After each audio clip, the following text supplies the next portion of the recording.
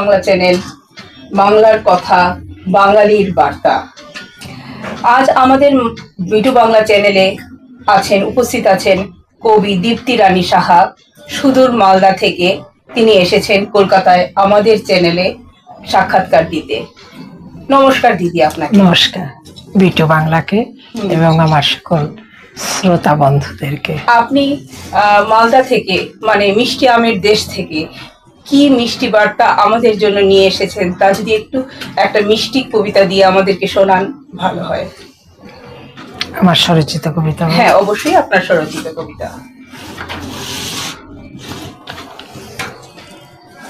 কিছুদিন আগে এই বইটা বেরিয়েছে, পিয়ালি রায়কুণ্ডী বইটি বের করেছে কবিগুরুর উদ্দেশ্যে। হ্যাঁ, এখানেই আমার একটি কবিতা প্রকাশ পেয়েছে। হ্যাঁ, তার মধ্যে দেখতে পাচ্ছি আপনি মেমেন্টো পেয়েছেন, রবীন্দ্রনাথ একটা মেমেন্টো শিল্পী মন থেকে আপনার কবিতার জন্য পেয়েছেন। ঠিক আছে, আপনি বলুন। কবি দীপ্তি রানী সাহা। হে বিশ্বকবি সবার রবি, অনেকগুলো দিবারজনী ফুলো যে পায়, তোমার দেখা মেলে না। কেমন আছো? ভালো আছো? কোন বাতায়নে পুষ্পকাননে বিরাজমান তুমি? মনে পড়ে না আমায়? আরে আমি যে তোমার, কেবল তোমারই। তুমি যত্ন করে আমায় ধরতে, পরম মমতায় তোমার ওষ্ঠ ছোঁয়াতে, তোমার পরশে আমি ধন্য হতাম। আমায় পেয়ে তোমার সকল ক্লান্তি মুছে যেত, প্রশান্তিতে মুদিত নয়ন। কবিতার খাতাতে বসতে পদ্মার বুকে পানশিতে, নিশির নিস্তব্ধতা ভেদ করে ডাকতো পাখিরা। আমায় রাখতে পাশে আপন করে, সেই তুমি নেই কোনো তারে। আবার আসবে কবে রবি? বাজাবে বাঁশি, পূর্বে ধুলো রাশি রাশি, সবই আছে পড়ে মলিনতায় ভরে। মলিনতার মাঝে পড়ে আছি তোমারই পথ চেয়ে। আমায় আর ওষ্ঠ ছোঁয়ায় না কেউ, তোমার গড়গড়া বলে। নমস্কার। খুব সুন্দর কবিতা। বইটার মধ্যে আমি তোমার কবিতাটা পড়েছিলাম, বইটা দেখাও। এই বইতে তোমার কবিতা বেরিয়েছে এবং বিভিন্ন পত্র পত্রিকাতেই তোমার কবিতা বেরোয় এবং সবাই খুব আনন্দের সঙ্গে পড়ে। আমি পড়েছি, কবিতাটা খুব সুন্দর লিখেছ। তো আজকে আমি বলছি যে তোমার এই যে লেখার জীবন কতদিন ধরে শুরু হয়েছে? আগে তুমি কি করতে? আমার ছাত্র জীবন থেকে, ক্লাস 5 থেকে আমি কবিতা লিখি। আচ্ছা। আমার শুরুতে আমি গল্প আর কবিতা দিয়ে শুরু করি। আমি খুব অল্প বয়স থেকে উপন্যাস লিখেছি। হ্যাঁ, তো তোমাকে অনুপ্রেরণা কে জুগিয়েছে তখন থেকে? কাকে দেখে তোমার মনে হয়েছে তুমিও লিখতে পারো? কারণ খুব কম বয়স থেকে তুমি লেখা শুরু। আমি কাউকে দেখে শিখিনি। আমার সবচেয়ে ভালো লেখক ছিলেন নিমাই ভট্টাচার্যকে আমি খুব ভালোবাসতাম। ওনার লেখাকে, উনি যে প্রাণ খুলে লিখতেন, আমার কথা, তোমার কথা, সবার কথা। আমি লুকিয়ে চুকিয়ে ওনার উপন্যাস খুব পড়তাম। আর এখান থেকেই আমার পরিবারটাই সাহিত্যপ্রেমী ছিলেন সবাই। আমার পরিবার থেকে হয়তো রক্ত থেকে এটা উঠে এসেছিল বলতে পারি। হ্যাঁ, তাছাড়া আমার আশপাশে সব কবিদের বাড়ি ঘর ছিল, যেমন হুমায়ুন কবি ছিলেন, কবি জসীমউদ্দিন ছিলেন এবং মৃণাল সেন ছিলেন। এরা সব আমাদের প্রতিবেশী ছিলেন। এটা আমাদের ওই অঞ্চলটাতে বা আমার পারিবারিকটাতে সাহিত্যের একটা আড্ডা ছিল। আচ্ছা, হয়তো সেখান থেকে আমার মনের ঘুণ পোকা বাসা বেঁধেছিল সাহিত্যে। জসীমউদ্দিন তোমার কবিতায় কতটা প্রভাব ফেলেছে? কবি জসীমউদ্দিনের লেখা কবিতা। আমি ওনাকে ভালোবাসতাম, ওনার চিন্তা ভাবনাকে আমি ভালোবাসি। তবে আমি কাউকে কখনোই কারো ধারাকে নকল করি না। আচ্ছা, আমি আমার মতো করে চলি।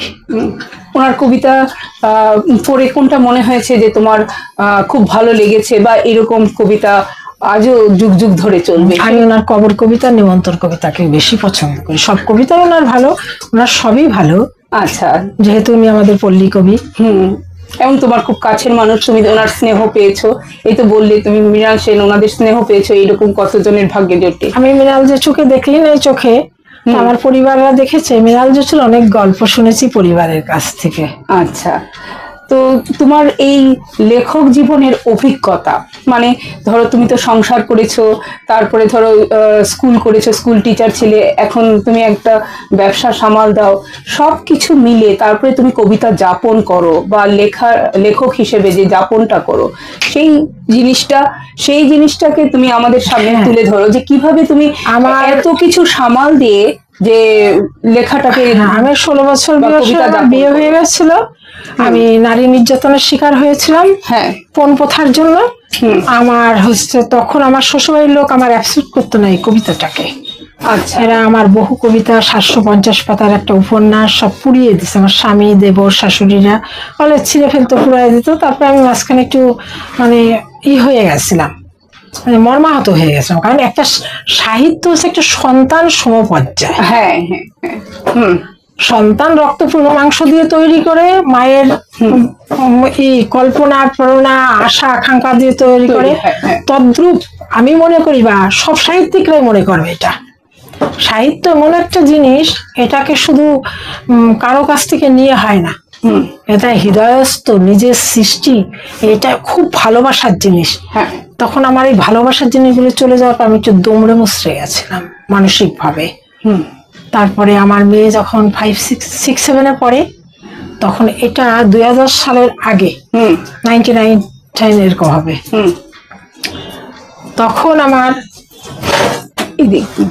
তখন আমার মেয়ে একদিন আমাকে এসে বলে, মা তুমি তো, আমি রান্না করছিলাম, মা তুমি তো ভালো কবিতা লিখতে, গল্প লিখতে, তোমার তো মনে কত দুঃখ, আর কলমও ধরো না, লেখো না, তুমি একটা গল্প লিখে দাও না।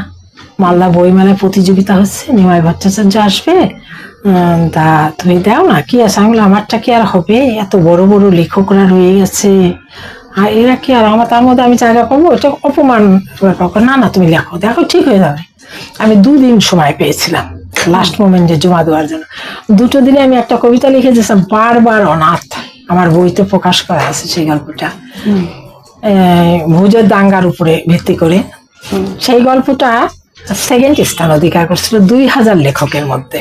বাহ, খুব ভালো। তখন আমি আনতেও যাইনি, দেখতেও যাইনি, আমার মেয়ে ওইটা নিয়ে এসে বলে, হ্যাঁ আমার মা জায়গা করে, ব্যাস তখন থেকে আমার পুনরাবৃত্তি লেখার। ক্যামেরার সামনে তুমি মেয়েকে কি বলবে?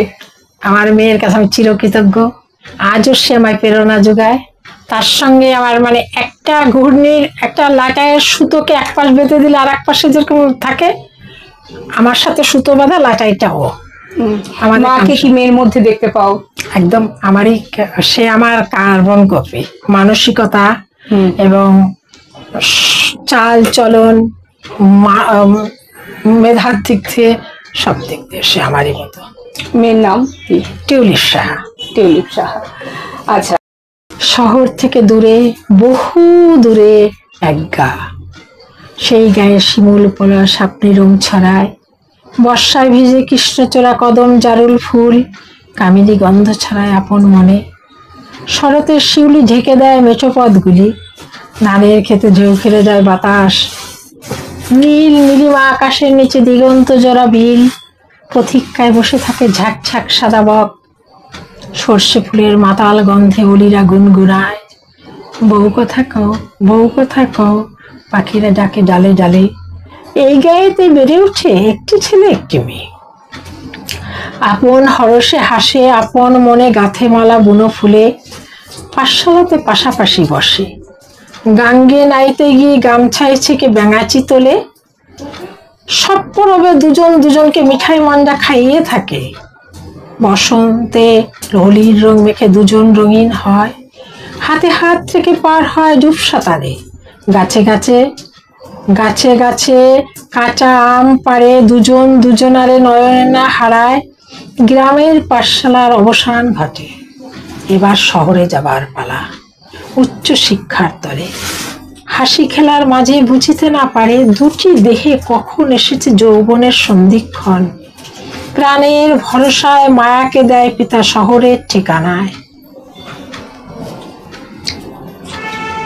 দুটিতে বিদ্যান হয়ে ফিরবে গায়ে, উজ্জ্বল হয় গায়ের নাম, দুজনার পিতা এক লাঙ্গলে এক বলদে চাষ করে, পাশাপাশি ভিটায় বাস করে, আজান দেয় 7 বাজে একই সন্ধ্যাতে, বছর 5 পরে। গায়ের নিয়ম ভুলে শহরের নিয়মে দুটি চলে, গায়ের পথে পথে দুজন দুজনারে ভালোবাসে খোলা আকাশের নিচে, একই ছাতায় বৃষ্টির রাতে চলে পাশাপাশি। গায়ের পর শ্রীকাতর রাশি রাশি মন একই সঙ্গে গর্জে ওঠে, আম বাগানের সালিশ বসায় নালিশ করে শতেক বিষয়, প্রাণের বাপের পিঠে 50 বেতের বাড়ি।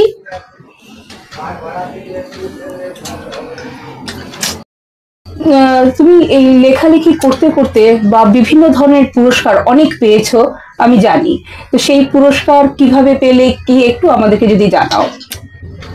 মালদা, আমি শিশু ভারতী স্কুলে প্রত্যেকটা প্রোগ্রাম অ্যাটেন্ড করতাম। আমাদের সময়ে একটা বছরে 2 বার 3 বার একটা দেওয়া হতো, কোন একজন মহাপুরুষের জীবনী দিয়ে বলতে এত শব্দের মধ্যে এর সম্বন্ধে লিখতে হবে, তোমাকে বানিয়ে নটটা জীবনে সন্তারিকটা থাকতো বাকি। আমি এসব প্রতিযোগিতায় অংশগ্রহণ করতাম, আমার একটা হ্যাবিট ছিল লেখার, আমি খুব লিখতাম।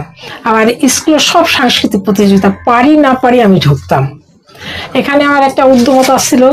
তারপরে আমি এখানে এসে বিভিন্ন মালদা বইমেলাতে আমি কবিতা আবৃত্তি, তাৎক্ষণিক কবিতা লেখা, তারপর গল্প লেখা, উপন্যাস লেখা, কৌতুক অভিনয় করা, তাৎক্ষণিক বক্তায় সব ডিপার্টমেন্টে আমি পুরস্কার প্রাপ্ত। 2011 সালে আমি গল্প লিখে 4 বার একজন ডক্টর হিমালয় বলেছিলেন, তুমি 4 বার ফার্স্ট হয়েছিল। তখন আমার মেয়ে বলেছিল আমাকে, তুমি কেমন লেখো, তুমি একবারও ফার্স্ট, 4 বার ফার্স্ট হয়ে গেলে তুমি একবারও হতে পারছো না। 2011 সালে আমি কে গল্প লিখে আমি প্রথম স্থান অধিকার করি। বাহ, তারপরে তোমার আমার বহু গল্প পুরস্কার প্রাপ্ত আছে। আমি বাচিক শিল্পী, আমি আবৃত্তিকার, আমার বহু পুরস্কার আছে এই ডিপার্টমেন্টেও। আর আমি ছোটখাটো অভিনয় করতাম, আমি ভালো গাইতে পারি না, আমি ভালো গায়িকা। আর তুমি ঠাকুরের প্রতিমা কি, হ্যাঁ এটা নিয়ে একটু বলো। এটা হচ্ছে, আমি কারো কাছ থেকে শিক্ষানিবিশ নই, আমি আমার নিজের অন্তর থেকে মায়ের আশীর্বাদে আমার আরাধ্য দেবী দুর্গা, তাকে আমি নিজেই গঠন করি। সে মানে 6 ফিট 6.5 ফিটের দুর্গা আমি তৈরি করি এবং নিজে সাজাই, তার পরিপূরক মানে বিন্যাসটা আমি নিজে ঘটাই। আচ্ছা, এটাতে আমি খুব আনন্দ অনুভব করি। আমার সৃষ্টি এটাও একটা। হ্যাঁ, এটাও সৃষ্টি, এটাও তোমার। আমি 2014 সালে আমি মালদা ডিস্ট্রিক্টে কয়েকটা চ্যানেল আমাকে স্বীকৃতি দিচ্ছে। মালদা ডিস্ট্রিক্টে মানে পালের মেয়ে নয়, শিক্ষানিবিশ নয়, আমি একজন গৃহবধূ হিসাবে আমি প্রথম মহিলা মৃৎশিল্পী। মালদা কোর্টও আমাকে স্বীকৃতি দিয়েছে, তার প্রমাণপত্র আমার কাছে আছে। বাহ, দারুণ ব্যাপার, দারুণ ব্যাপার। একজন গুণী মানুষকে আমরা আমাদের এই টিভি চ্যানেলে পেয়ে আমরা সমৃদ্ধ হলাম। তোমার অনেক বই প্রকাশ পেয়েছে, তার মধ্যে তুমি একটা বই আমাদের চ্যানেলে নিয়ে এসছো, সেই বইটার সম্পর্কে যদি কিছু বলো। এই বইটার নাম? আমার এই বইটার মধ্যে 8টা গল্প আছে, ছোট বড় মিলিয়ে 8টা গল্প আছে। এই 8টা গল্পই সমাজের প্রেম, বঞ্চনা, ভালোবাসা এবং আমাদের সমাজের অন্ধকার কিছু আছে, যেমন প্রশাসনিক অন্ধকার আছে, ভুল ভ্রান্তি আছে, যার জন্য অনেক জীবন নষ্ট হয়ে যাচ্ছে, এবং উচ্চ স্তরের সন্তানদেরকে মানুষ করার পরে সন্তানরা পিতামাতাকে দেখে না, বৃদ্ধাশ্রম সম্বন্ধ আছে এখানে, সবকিছুই এখানে আছে। সৈনিকের সন্তান, দেশের জন্য ভালোবাসে সৈনিক, সৈনিকের সন্তান সৈনিক না থাকা অবস্থায় সে যদি মানে কোথাও জায়গায় চলে গেছে, তবু সে তার পিতার যে বহমান রক্ত দেশপ্রেম, এটা নিদর্শন দেখানো হয়ে গেছে আমার এই গল্পের মধ্যে আছে। তোমার লেখার মধ্যে সামাজিকতা, ধর্ম, রাজনীতি, প্রেম কোনটা বেশি স্থান পায়? সামাজিকতার প্রেম। আচ্ছা, তুমি একটা কবিতা শোনাও যেটা তোমার মেয়েকে তুমি শোনাতে পছন্দ করো, বা তোমার মেয়ের ঘুম ভাঙ্গে আনন্দ মনে সেই কবিতা শুনে। অবশ্যই শোনাবো। এই তো রিসেন্ট আমি একটা রাত্রি 2টোর সময় কবিতা লিখে তাকে ডেকে বলে, আমার একটা কবিতা শোনো তুমি। সে আমার সব কবিতা শোনে এবং ভালো মন্দ সব পড়তে করে। দেখুন, আমার আগে আগে যারা আমার পূর্বসূরি ছিলেন লেখকরা, তারা যেসব মাত্রা রেখে গেছে সেটাই আমাদের পথ প্রদর্শক, সেটা মেনে চললেই। আর আমার বার্তা দেওয়ার মতো এমন কিছু নয়। নতুন প্রজন্ম লেখাটা সম্পূর্ণ নিজের ভিতরে, যে লেখকের মন যেমন হবে, যে দৃষ্টিভঙ্গিতে দেখবে সমাজ সংসারকে, ঠিক তেমন করেই লিখবে। এই দৃষ্টিভঙ্গিটা ঠিক কোন জায়গায় কে ফেলবে তার মানসিকতার উপর নির্ভর করছে। আপনার লেখার মধ্যে আমরা পেলাম জসীমউদ্দিনের ছাপ পেলাম, এবং আপনি বললেন আপনি পূর্ব বাংলার মেয়ে। পূর্ব বাংলার মাটি মাখা, নদীর জল সাঁতার দেওয়া, গরুর পালের পেছনে দৌড়ে যাওয়া, সেই আম বাগানে ছুটে বেড়ানোর কথা আর জীবন জসীমউদ্দিনকে মিলিয়ে দুটো স্মৃতিকথার মন্থন করুন। আমি কবির সাহেবকে বৃদ্ধ অবস্থায় দেখেছি, কিন্তু আমার বাড়ির সামনে দিয়ে কবির সাহেবের গাড়ি যেত।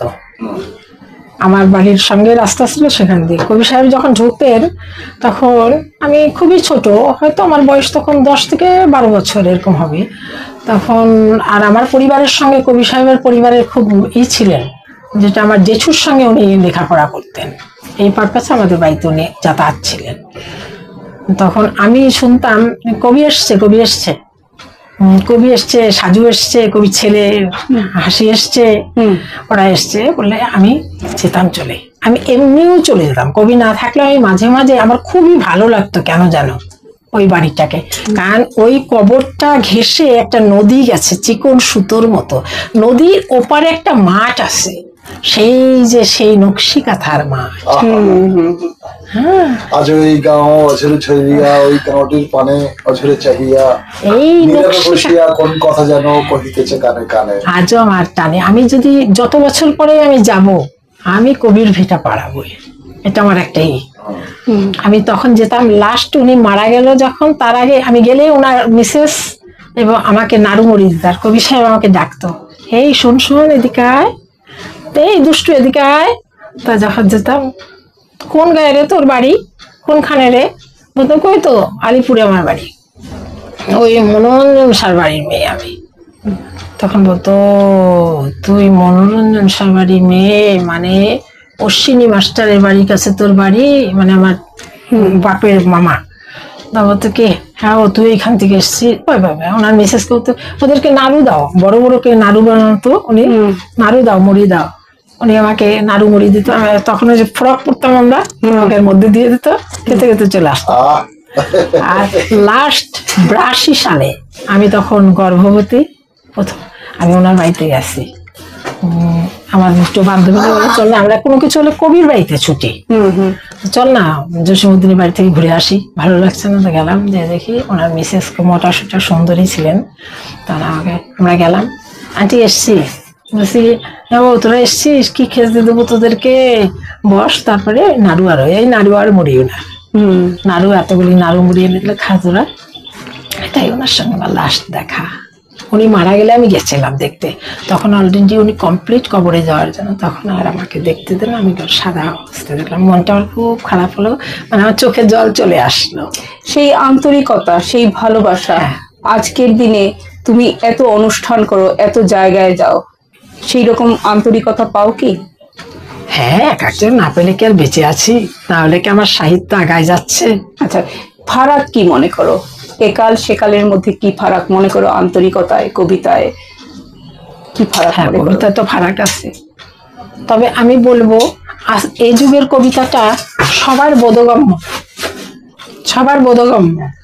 আর আগে আমাদের ভাষাগুলি বড় ভারী ভারী ছিল, ওই ভাষাগুলি আয়ত্ত করতে হলে বড় বড় শিক্ষিত হতে হতো, এটা আমার ধারণাটা আমি বলছি। যেমন ধরুন আমরা বঙ্কিমবাবুর বই পড়ছি, সত্যি কথা বলতে আমরা স্বল্প শিক্ষিত, আমরা তো সেরকম জ্ঞানী গুণী মানুষ না। ওনার বইকে মানে ঠিক ঢুকিয়ে ঢুকিয়ে ভিতরে মর্যাগত করতে হতো, একটা শব্দকে বারবার সেটাকে দেখতাম, ডিকশনারি দেখতাম, ঠিকঠাক এর মানে কি, হ্যান কি ত্যান কি, তাই না? অনেক তার সহজ তুলনায় শরৎবাবুর বই আমরা অনেক সুবিধা পেয়েছি, হ্যাঁ হ্যাঁ তাই না? হ্যাঁ। যার জন্য শরৎবাবুর বই পড়ে চোখের জল ফেলেছি, কিন্তু হ্যাঁ হ্যাঁ, ঠিক ঠিক ঠিক কথা। তার চাইতে সহজ কিন্তু এই যে শীর্ষেন্দু বাবু, তারপরে নিমাই ভট্টাচার্য, আর ও আশাপূর্ণা দেবী, আদার্স আরো যারা লেখিকা আছে, মহাশ্বেতা দেবী, এরা অনেক সহজ ভাবে লিখেছেন। হ্যাঁ, অনেক সহজ ভাবে লিখে আমাদের পথকে অনেক সুগম করে দিয়েছে। তাহলে এখনকার প্রজন্মে যে কবি সাহিত্যিকরা লিখছেন, এটা কি আগামী প্রজন্মের কাছে আরো সহজ কোনো মাধ্যম চলে আসবে লেখালেখির? মনে হয় আশাবাদী। আমরা বঙ্কিম বাবুর কথা আপনি বললেন, বঙ্কিম চট্টোপাধ্যায় মহাজ্ঞানী মানুষ ওনারা। আর তারপরে সত্যেন্দ্রনাথ দত্ত, তারপর রবীন্দ্র যুগ, কল্লোল যুগের কবি পেরিয়ে এখন একদম এই সমসাময়িক সাহিত্যের মধ্যে যে রগে একটা দগদগে প্রেমমূলক ভাবটা বেশি বেশি যেন খুব কাছাকাছি ধরা দেয়। সাহিত্যের কি অবমূল্যায়ন হচ্ছে না মূল্যায়ন? আপনার মতে কি মনে হয়? না, সাহিত্যের অবমূল্যায়ন হবে কেন? যুগের সাথে সব পরিবর্তন। যেমন আমি কথার মধ্যে একটা কথা বলছি, আমার বলা ঠিক না, এত বড় জ্ঞানী মানুষ নিয়ে। যেমন ধরেন আমাদের মৃণাল সেনের বইতে ভাবে প্রকাশ করতেন উনি। একটি মেয়েকে গরিবের সঙ্গে বিয়ে দিয়ে উনি কি ভাব প্রকাশ করতেন? একটি ছাগলকে গলায় দড়ি দিয়ে টানছে, অসহায়, এটা আমাদের বুঝে নিতে হতো। রূপক একটা ফরমেশন ইউজ করতেন। হ্যাঁ, কিংবা উনি দেখাতেন কোথাও একটা পাখির পাখনা আটকে গেছে, জীবন আছে, প্রাণ আছে, কিন্তু সে ছটফট করছে, মানে সেম একটা মেয়ের লাইফ দেখাতেন। আর এখন আমাদের যে চলচ্চিত্র কত সহজ সরল ভাবে বুঝিয়ে দিচ্ছে, তোমায় আর কষ্ট করে বোঝার দরকার নেই, আমরা পরিষ্কার করে ছাড়িয়ে দিচ্ছি। ধন্যবাদ আপনার সুন্দর মূল্যায়ন করবার জন্য। আপনার সাহিত্য প্রতিভা, আপনার কবি প্রতিভা, আপনার সমাজ সেবী প্রতিভা, মায়ের প্রতিভা এবং মূলত একজন অভিভাবিকার যে প্রতিভা বিকশিত হোক। আজকে বিটু বাংলা চ্যানেলে আপনাকে আমরা কাছে পেয়ে আমরা ভীষণ আনন্দিত, গর্বিত, আপনাকে কৃতজ্ঞতা জানাই। যদি কখনো কোনোদিন আমরা মালদার মাটিতে গিয়ে আমাদের কোনো অনুষ্ঠান করতে পারি, তখন আপনার সহযোগিতা, আপনার সান্নিধ্য কামনা করব। অবশ্যই। আমাকেও বিটু বাংলাকে অসংখ্য ধন্যবাদ, এবং আমার যারা পাঠক আছেন, আমার আবৃত্তি শ্রোতা যারা আছেন, তাদের সবাইকে অসংখ্য ধন্যবাদ। এবং আগামীতে যেন আমি সবার মধ্যে বিরাজমান থাকতে পারি, এটাই আমার সবার কাছে কাম্য। আমি লেখক হিসাবে যেন আমার লেখা দিয়ে, যেন আমার তো টাকা পয়সা দিয়ে উপকার করার কিছু নেই, সমাজকে যেন আমার লেখাটা পৌঁছে আমি উপকার করতে পারি। বেশ, তা আমরা আগামী দিন আপনার বইমেলায় আপনার কবিতার বই আমরা দেখতে পেতে চাই। হ্যাঁ, 2026-এ দুটো বই দেব। ধন্যবাদ আপনার আমরা অপেক্ষা রইলাম বাঙালি সাহিত্য সমাজ, বাঙালি সংস্কৃতি সমাজ আপনার সেই সাহিত্যের সেবা পাওয়ার আশায় উদ্গ্রীব হয়ে বসে রইল চাতক পাখির মতো। ভালো থাকবেন। নমস্কার। নমস্কার।